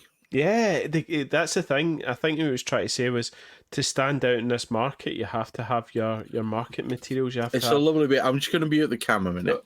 You got to stand out, don't you, on the shelf these days. That looks thick as hell for 4%, though. It's hefty. Really? It is hefty. Yeah. What was it on the? What's the monster in the can? It's just a green monster. Slime monster thing. Yeah. I made some of that at work, which was a massive polymer called Polyox. I thought you were going to say you pulled one out your nose. Anyway, I've pulled a few of them out my nose, mate. It's a great beer, and it stands up to all the other 4% beers I've had because it's got such body and such a huge amount of Citra. So at the minute, he's contract brewing, isn't he? He's cuckooing, yeah. Yeah, and then is he got a unit, basically? Yeah. And that's where he's storing everything? Yeah. Nice. I was gonna capture some quick pictures when I went down there, but I didn't. The one thing about this beer more than anything else is it's thick. Yeah, I'm drinking it next to Owen's. And Owen's is like a light refreshment. It's like a can of Coke at the side of this can of Guinness. It's very thick. It's hefty. And to be fair, it's not unpleasant, but it is. I'm getting far more lime from this than what I got from any of the beers that we made, which leads me to believe that there's probably 4 or 5 kilos of Citra in this. There's a lot. There's a lot. It's hefty. It's a big beer, like mouthfeel wise, but volume wise, it's like 4%. That's quite cool, actually. You're probably not going to want to drink too much of that in reality. No, right. Even though it's at session strength, it's a chewy beer. I've just smashed a full pack of Tyrrell's mixed vegetable crisps. Well done. That's gonna be. I'm gonna have purple poos tomorrow. For you tomorrow. Just a quick question. Sorry, on before you go on. See, Chris, are you drinking much just now, or are you camming it? No, I have maybe 2 beers a week. Yeah, so you're not on it, sort of thing. So you'll maybe definitely have not. At the weekend, and then that's it. Basically, whenever I play Call of Duty with Owen, I have a beer. Yeah. If I don't play Call of Duty with Owen, I don't have a beer. Yeah. So you're not on it at the minute. You're kind of like an off season. Yeah, pretty much. Yeah. I'm arsehole. And then there's podcasts when he quadruples his intake just for the podcast. Interesting for the summertime as well, right? You're gonna have to prepare yourself for when you come down to Southampton, because I'm gonna have to drink some serious beers in the next 2 or 3 weeks and like build my tolerance back up. Well, we've got LCBF coming up. Yeah, I'll be honest. I've got a full pack of milk chocolate digestives, which I fully intend to finish. Wow. Okay. No. Okay. Just replace the beer. I was going to say beer calories with chocolate. Can I just tell you all what I had for my tea tonight? I had a full iceberg lettuce with a half-pound cheeseburger, no bread baps, chopped up, with a couple of large flat mushrooms, 4 gherkins, 3 sun-dried tomatoes chopped up with half an onion, with a little bit of a mixture of my house barbecue sauce, which Oscar makes, which is amazing. And I have to admit, it was a fucking large amount of food, but it was 320 calories in total. Is that all? Yeah, that's all it. Mate, the fucking bowl was like this. It was huge. Just because it's all. How much meat was in that? Half a pound of 5% minced beef. I was going to say it would have to be the lean beef for you to be getting down that Lean low. beef, yeah. You're making up for the calories with your chocolate biscuits. Anyway, Can I tell you what I did, Chris? it was in pizza. See, if it was, I'm going to drive to Scotland and stamp on your face. No, it was. I had loads of pizza. It was. I made a doner kebab.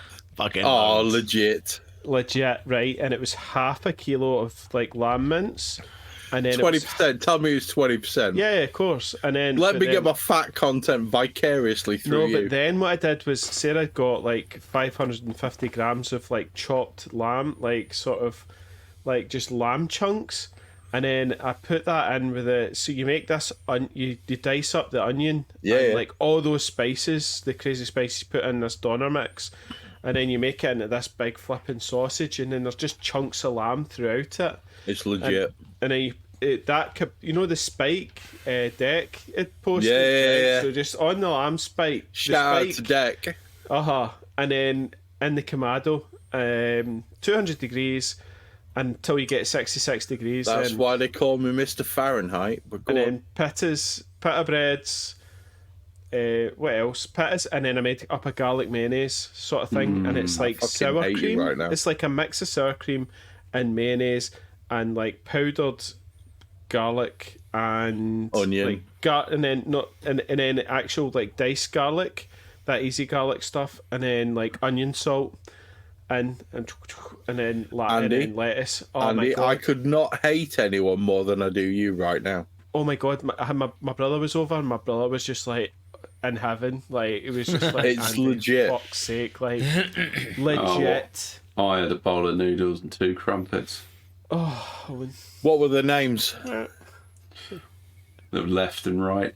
Can you get the command? Yeah, it was pretty disappointing. I volunteered at my children's school summer fair today, and I worked the barbecue like an absolute master.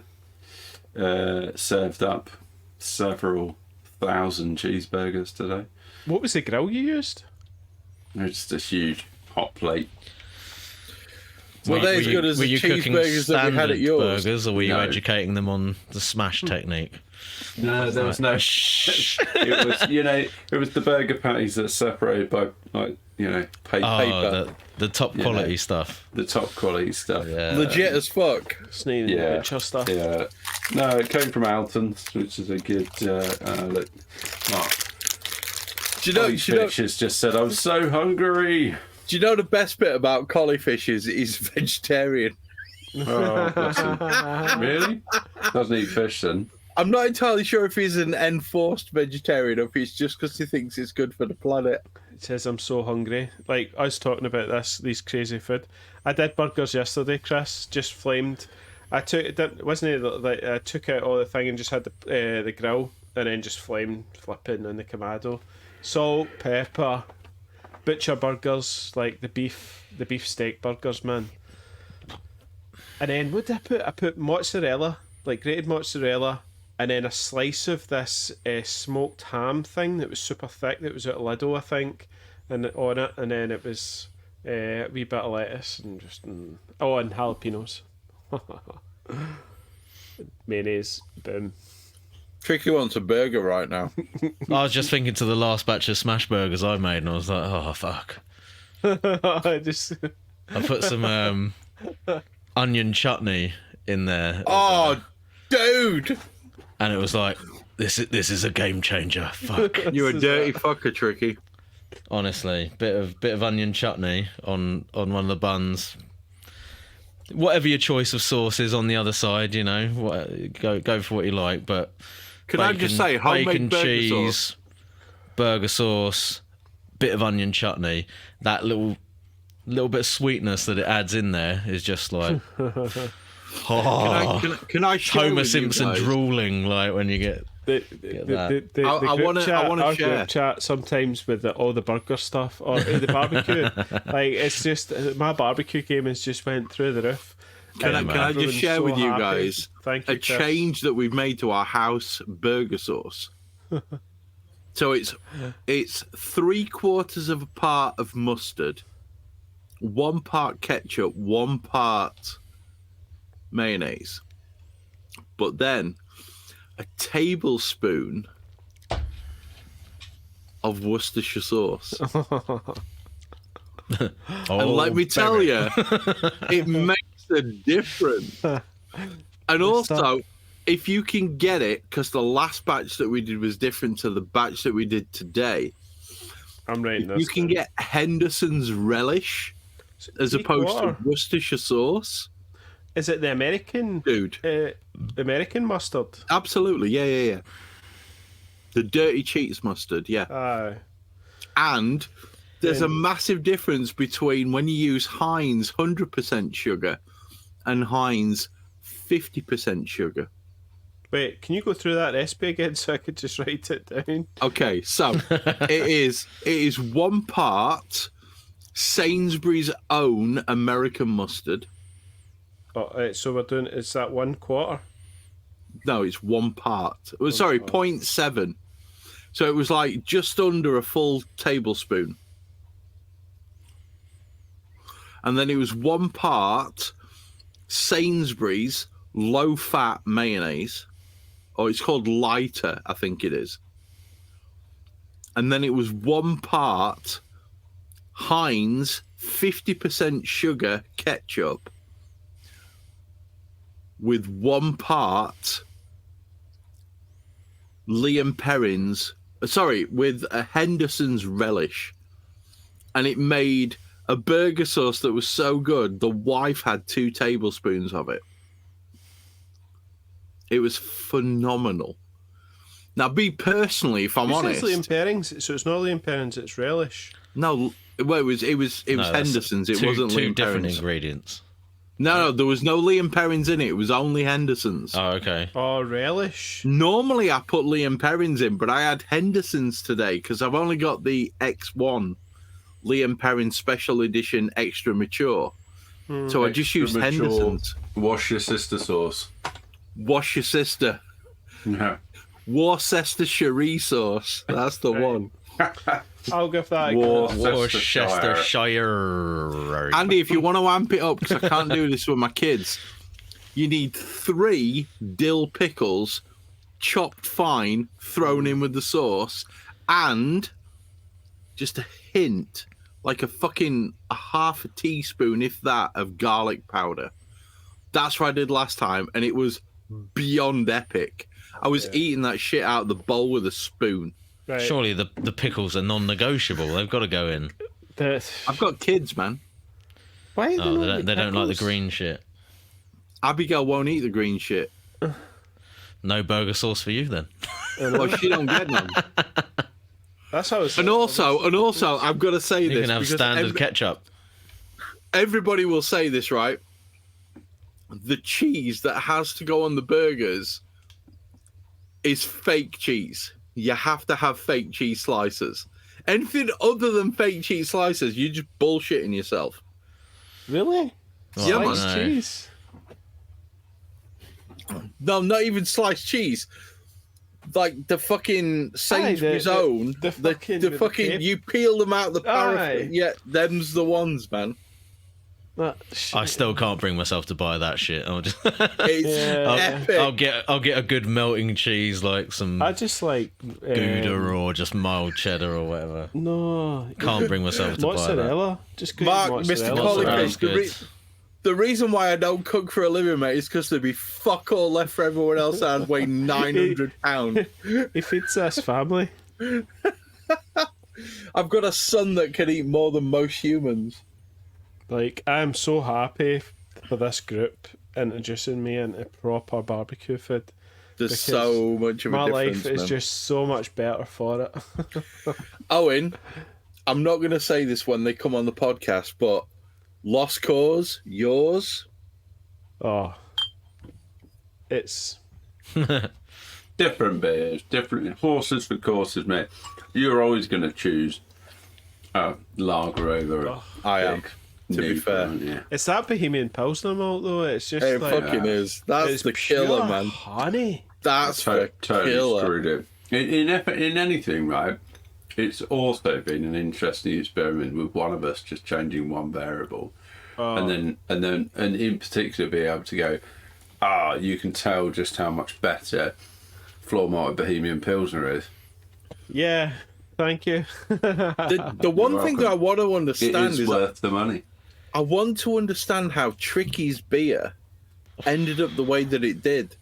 Because of all the beers that we've had, mine, yes, fair enough, it was very dry and it was very clean. Andy's with that smidge of diacetyl, and like the way that we managed to get the aroma to be quite so good as it was. Owen, clearly, you fucking cheated with the Bohemian Pilsner. Yeah. But the bottom line is, I want to understand how Tricky's beer compared to Andy's beer ended up as different as it did.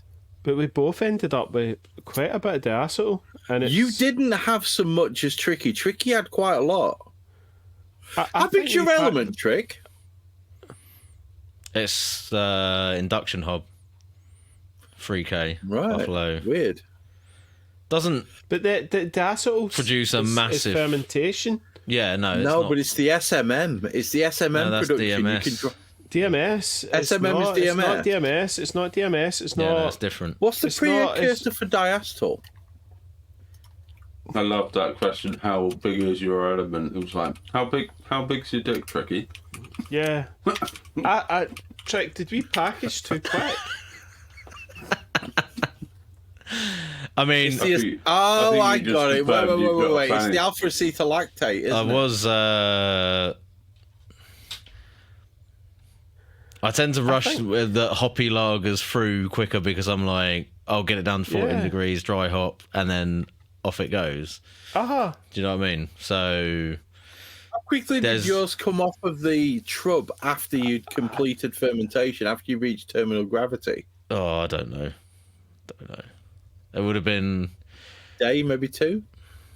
So normally, right, I'll do final gravity, and I will have raised the temperature then for supposedly a diacetyl rest, but that might be.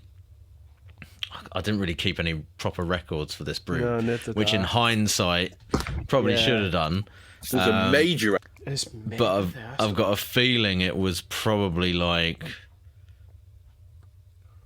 8 to 10 days or something, and then drop the temperature back down, dry hop, day at dry hop temperature, start cold crashing, another day, and then transfer it to keg. Do you smell it, Trick? To be honest, I wasn't even like conscious of it until we did the tasting was that? tonight, Where and then was it was that? like, oh, yeah. It's like it's mega. Actually, it is there quite a lot. It- So It's mega compared to Chris and Owens. It's like, fuck's sake. Well, I've got to be especially- honest. I don't especially with want Chris's. Tricky.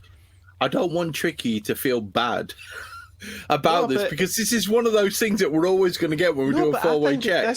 I think this is a learner. That for me, this is like, fuck me. but like, it's not like unpleasant diacetyl either. No, it's kind of like it's don't just- don't misunderstand what we're saying. It's no. not That's what I'm unpleasant saying. in any It's way. I now that I'm like tasting it in comparison, I'm like, oh yeah, it is there. yeah. But before I was like, that was just and the character of that beer for me, and I was quite enjoying it. So it's not, do you know what I mean? See, It's for not me, like, see for a judge, and they'll be like, oh, diacetyl, and you'll be like, fuck off, there's no diacetyl. no, But then exactly see if that. That's you're- what I'm see if saying. You're doing like you're Because doing I judging, would not have and like it's like, well, that's to be getting honest, I'm not. diacetyl. I don't think I'm sensitive to diacetyl anyway at all, because it's one of the. No matter. It's one of those things where I'm just like, it probably just passes me by most of the time, even if it is Me quite too. obvious. Mega. Mega me. And you know, probably in this case as well. I'm learning tonight. So, and that might be something to do with that particular yeast as well. That's not one where you can like push it through real quick. I've got to Whereas be honest. I don't think I would have got that if I'd done it with 3470 at all. Because I never get I'll be diastole honest with you. I have used après ski before. Okay, Yeah. so this is that not why the you first kept time it I've 3 used months in the it. K? And one of the things that I want to say is I have had diacetyl with après ski before. Not to a Okay. huge level, because I always leave my beers on trub quite a while. Yeah. But I have had it before. And it's one of the things that I do not get when I use hopping pills. Hopping pills you can turn around really quick. Après ski does tend to give me that diacetyl at a much higher level. That Hellas Than was what hopping hopping pills, pills Chris. But I think that's You muted, Andy. no, it's No, not. I'm not. You are, mate, 'cause I can't hear you. What? I heard him. Yeah. I heard it as well. Andy, you've all gone. What the fuck has happened? Yeah. It's you, Yeah, Oh, Chris. wait there. I I've think- muted shit. Hang on. My fault. Okay, I've fucking muted Chris, everything. Yeah, you're the That- one on mute, dickhead. So the hopping pills is in that Hellas that I sent you. You hear me? No. Hang on, because fucking Spotify had started playing for some fucking reason. Smooth. I don't know how the fuck that. I pressed the key on my keyboard and everything's fucked. He's wrecked. I am broken it. absolutely hammered. Yeah. Can you hear us now? I can hear you now. You're all Hear good. me now. Hear me now. Cool. You lot. I think we should probably finish off on that. You lot are a shouldn't we? bunch of Yeah, I think villains. that's I a good think we episode. need That to was a good fire one, into though. the fucking. We need to fire into the after party. Yeah, but the acetol, wow, that was eye That's the opener. difference. I think for me and That's a huge Tricky, was difference. that an eye opener for you as well? Yeah. Yeah, like I said, Yeah. because I wouldn't have. Literally, I wouldn't have drunk that beer and gone, "Oh, diastole." Yeah, I mean, I'd just neither. been like, "Oh, it's nice." Yeah, it's got that funky. But we smell. were saying before that we thought that it was quite ale-like in character, and perhaps part of that was because that kind of sweeter or even more caramelly-like diastole flavour might obscure the kind of crisp, super clean thing that you get from leaving it in the fermenter for like however long Chris did, where it becomes like the other end of the spectrum where it's super clean to the point of being almost light lagerish. So yeah, I think there's. Is that like, really a thing though? What's that? No. Well, yeah. So you guys are describing my beer as being light lager, but it was high on the AVB. It was the same as Andy's. It was almost the same as yours. The only difference was the fact that mine was left on trub for a little bit longer. So it cleans Is that itself up. really It a was, thing? it or was is- left on trub for a lot longer. Okay, So a the lot yeast- longer. As But the far point as, is- as far as as But like it- diacetyl reduction. Oh like, no, leaving- absolutely. Leaving it in Absolutely. contact with the yeast is literally what you would want to do. But does Even that at, make even my- at that low temperature, because as we've learned Yeah, recently, it and with still your works beer, out. Andy, as well, Still works. lower extended conditioning on the yeast will Yeah. do that. Clean it up. Even though But- people think that it has to be at warm temperatures. But does So- it mean? Does it mean that mine would be? I mean, admittedly, I will happily 100% admit that mine has more of a light lager impression. But yours need also but then it's like, what's the diacetyl spinning off in many tracks, and then the only one you can look at is yours and Owen's, and then Owen's using Bohemian, Which was a massive difference. which is like Fucking enormous honey. difference. Just go I think, like I that. think, A big it, bottle I of think honey. it would be a lot more to do with us comparing about what our fermentation profiles look like Fuck, I need another in piss. reality. and I made sure to do mine. And this wasn't really deliberate. I think it was more just about what was going on in life.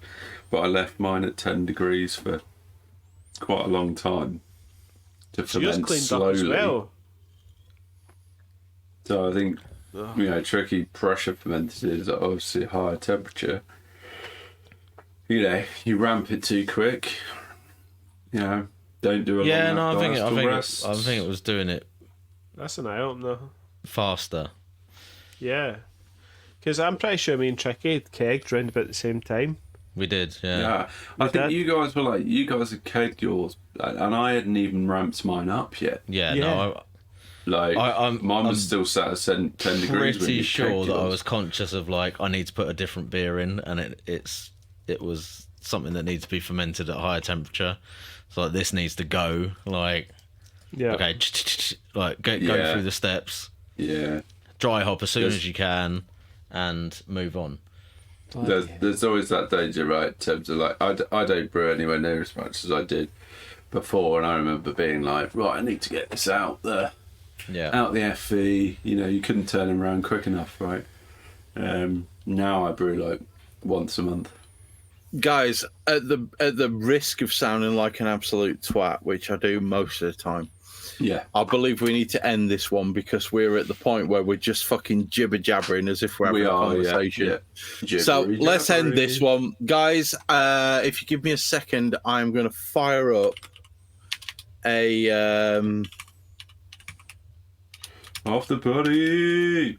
I'm going to fire up a Google Meet, and I will post a link to this as soon as it finishes doing what it's doing. party. Wait there.